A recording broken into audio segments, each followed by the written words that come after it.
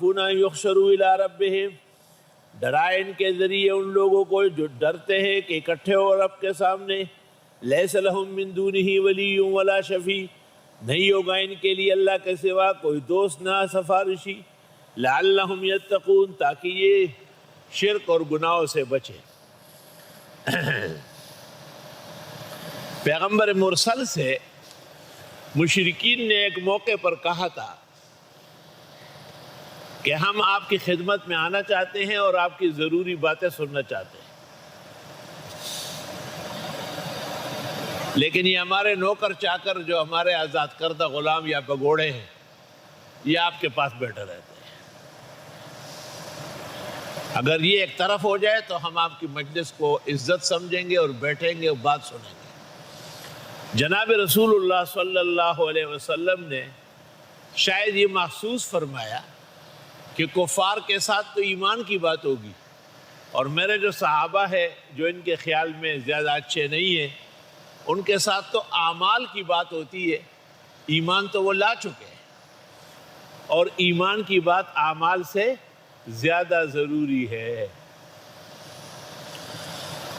آپ نے بمقتضائے بشریت اور بمقتضائے آداب نبوت یہ چاہا ہوگا. اس پر اللہ تعالیٰ نے ان آیات میں منع فرمایا کہ ایسا نہ کریں. ان کم بختوں کے لیے ان نیک بختوں کو مت ہٹائے. اس کو کہتے ہیں معارضہ اصول. کیا کہتے ہیں؟ ایک اصل یہ ہے کہ ایمان اقویٰ ہے اعمال سے، بس کلام ایمان کے لیے اعمال سے زیادہ بہتر ہے. دوسرا اصول ہے مومن پر محنت یقین کے درجے میں فائدہ مند ہے، اور کافر پر محنت احتمال کے درجے میں ہے. وَالْيَقِينُ لَا يُتْرَكُ إِلَّا لِمِثْلِهِ.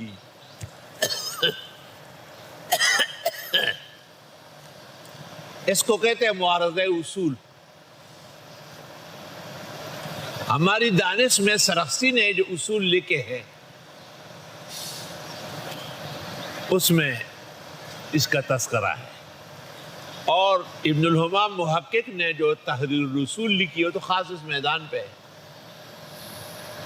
یہ جو ائمہ کا اختلاف ہے کہ امام ابو حنیفہ نے امام کی اقتداء میں مقتدی کو نہ فاتحہ پڑھنے دی، نہ آمین زور سے کہا، نہ رکوع جاتے اٹھتے رفع یدین، یہ ایک اصول ہے. اس کو کہتے ہیں اصول علی طریق الکل، یعنی کلی اصول ہے، اور ایک جزئی اصول ہے. جہاں حدیث آئی اس پر عمل. ہم احمد بن حنبل اور شافعی اس پر عمل پیرا ہے. اس لیے تمام مذاہب اہل حق کے اہل حق ہیں، اہل باطل نہیں. ہمارے یہ تبلیغی بھائی جو ہے نا، یہ بھی مسجدوں میں جا کے لوگوں کو نماز سکھاتے ہیں اور لوگوں کو مسجدوں میں بلاتے ہیں. تو ان کے بارے میں بعض لوگ کہتے ہیں کہ یہ سینما تھیٹر جائے اور فلاں گناہ کے مرکزوں میں جائے، یہاں کیا کرنے آتے. تو وہ اس قرآن کے اصول سے بے خبر ہے کہ اپنوں پر محنت کرنا پرائے پر محنت کرنے سے زیادہ ضروری ہے.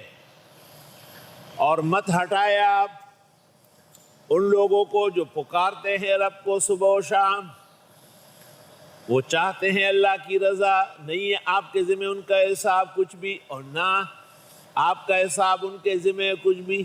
اگر آپ نے ان کو ہٹا دیا پس ہو جائیں گے نامناسب کام کرنے والوں میں سے.